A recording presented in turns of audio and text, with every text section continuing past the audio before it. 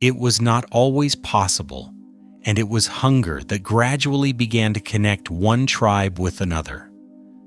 Every tribe did not have the same things. Some had better weapons, some had more meat, some brought stronger animal hides, while some made better tools. Slowly, humans realized that it was much easier to exchange things with one another than to make everything themselves. Someone would take meat in exchange for their weapon, and someone else would give something else in return for meat. This is how the barter system was born. As time passed, humans learned farming. Now they were no longer dependent only on hunting. Fields were created, villages were settled, and gradually towns and cities began to develop. Society became more organized than ever, and every person began to specialize in one type of work. Someone became a farmer, someone a blacksmith, someone a potter, and someone a carpenter. This increased production many times over, but at the same time, trade became even more important. And that is where the biggest weakness of the barter system appeared. Just think, you have wheat and you need an axe. You go to the blacksmith, but he does not want wheat. He wants milk. Now you have to first find someone who has milk and who, in return, wants wheat. If you cannot find such a person, your whole trade gets stuck right there. Economists call this the double coincidence of wants. As long as societies were small, this problem was not very serious. But as civilizations expanded, this became the biggest obstacle to trade. Humanity now needed something that everyone would accept without argument. Something that had value of its own and could later be used in exchange for anything else. This search gave birth to the first real form of money, commodity money.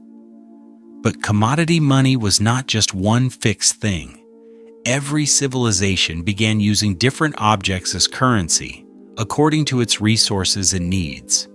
In some places, cows, oxen, and goats were considered wealth, while in others, salt was the most valuable thing. In different parts of the world, barley, tea bricks, cocoa beans, black pepper, and cowrie shells also became mediums of exchange. In the Roman Empire, soldiers were often paid part of their salary in salt. It is believed that the English word salary comes from the Latin word salarium. Commodity money made trade much easier, but it was still not a permanent solution. Different regions use different things as currency, so their value also differed from place to place. An item that was highly valuable in one village could be almost useless in another. Besides this, there is another major problem. These items were not easy to store or carry over long distances. If your wealth is in the form of cows or salt, then traveling long distances for trade becomes a challenge in itself. People now needed a currency that was accepted almost everywhere, easy to carry, did not spoil quickly, and could be divided into smaller or larger parts. Attention turned toward metals. Gold, silver, and copper were strong, could be melted and molded into any shape, and did not deteriorate over time. People began trading with small pieces of these metals, but soon a new problem emerged. If you have a piece of gold or silver in your hand, how will the other person know it is genuine, that it has no impurity, and that its weight is correct? This is where history took another major turn. Around 600 BCE, the Lydian Empire, located in what is now Western Turkey, solved this problem. There, standardized coins of fixed weight were made from electrum, a natural mixture of gold and silver, and a royal seal was stamped on them. This seal was not just a mark. It guaranteed that both the weight and purity of the coin were correct. Historians count these among the world's first widely accepted standardized coins. However, the earliest use of metal coins had already begun in China before this. There, copper and bronze coins were in circulation. Many of these coins had a hole in the middle, so they could be strung together on a thread and carried easily. But their use remained mostly limited to local areas. Lydia's system, however, later became a model for the whole world. Around the same time in India's Mahajanapadas, silver punch-marked coins were also coming into use. Later, the Mauryan Empire adopted them in an organized way, which made trade and tax collection much more systematic. A few centuries later, during the golden age of the Gupta Empire, India's gold coins became famous far and wide for their excellent quality and beautiful craftsmanship. Gradually, coins became the world's most trusted currency. Trade grew rapidly. New trade routes opened. China's silk, India's spices, Arab fragrances, and European goods began traveling thousands of kilometers. For the first time, different civilizations began connecting with each other much faster. But as trade expanded across continents, a new weakness of coins also came to light. Big merchants now had to travel with thousands of coins. Their weight became so much that carrying, counting, and keeping them safe became a major challenge. During long journeys, the risk of theft and robbery was always present. In other words, coins solved the metal problem, but now their own weight had become the biggest obstacle to trade. The solution to this burden of coins was first found by traders themselves. They began depositing their gold and silver coins with moneylenders, big merchants, or government treasuries for safekeeping. In return, they received a written receipt, which they could use to reclaim their coins at any time. At first, these receipts were only proof of the deposited coins.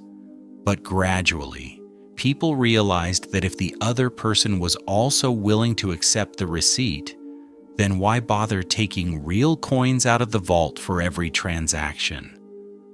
Little by little, these receipts began circulating from one merchant to another. Trade now happened not with coins, but with papers representing those coins. During the 7th century, under China's Tang dynasty, this system became even more organized. These paper receipts came to be called flying money because compared to heavy coins, they were extremely easy to carry from one city to another. Later, in the 11th century, the Song dynasty gave this system official status and issued the world's first official paper currency, jiaozi. It was printed on strong paper made from the inner bark of the mulberry tree. This marked the beginning of a new era of paper money. Interestingly, India had also found its own solution to the same problem. For centuries, the hundi system had been in use here. A trader would deposit coins with a money changer in one city and receive a hundi in return. Upon reaching another city, the same paper could be presented, and the equivalent amount would be received from another money changer there. This meant no heavy coins had to be carried, and the fear of robbery on the road was reduced. But the story of paper money had only just begun. In the future, this paper would change the global economy. In the 13th century, the Mongol ruler Kublai Khan established his rule over China. He saw how quickly trade was growing because of paper currency. That is why he strengthened the system and introduced government paper money throughout the Mongol Empire. For the first time, paper notes had become the official currency of such a vast empire. Around this time, the famous Italian traveler Marco Polo visited China. He saw with his own eyes that people were trading with pieces of paper, just as they once had with gold and silver coins. When he returned to Europe and described this, most people did not believe him. They thought that a piece of paper could never be money. But a few centuries later, European merchants faced the same problem China had already dealt with long before. Carrying heavy coins was becoming difficult for them too. Eventually, in 1661, the Stockholm Bank in Sweden issued Europe's first banknote. Then, in 1694, the Bank of England was established, and gradually modern banking and paper currency spread across Europe. Meanwhile, in India, merchants had for centuries been trading through the hundi system without carrying coins. But in the 18th century, when the British came to India, modern banking also came with them. In 1770, the Bank of Hindustan issued India's first modern banknotes in Kolkata. After that, the Bank of Bengal, the Bank of Bombay, and the Bank of Madras also issued their own notes. Eventually, after the Paper Currency Act of 1861, the authority to issue notes across India came into the hands of the government. For the first time in most parts of the world, paper notes began replacing metal coins. But along with this came a new and much bigger problem. If governments started printing as many notes as they wanted, then who would determine the true value of those notes? At first, people did not trust paper notes as much as gold and silver coins. After all, gold had its own value. But what value did this ordinary piece of paper have? If one day the government changed or the bank shut down, wouldn't the note become worthless? The solution to this concern was the gold standard. Under this system, the government could issue only as many notes as the amount of gold it had in its vaults.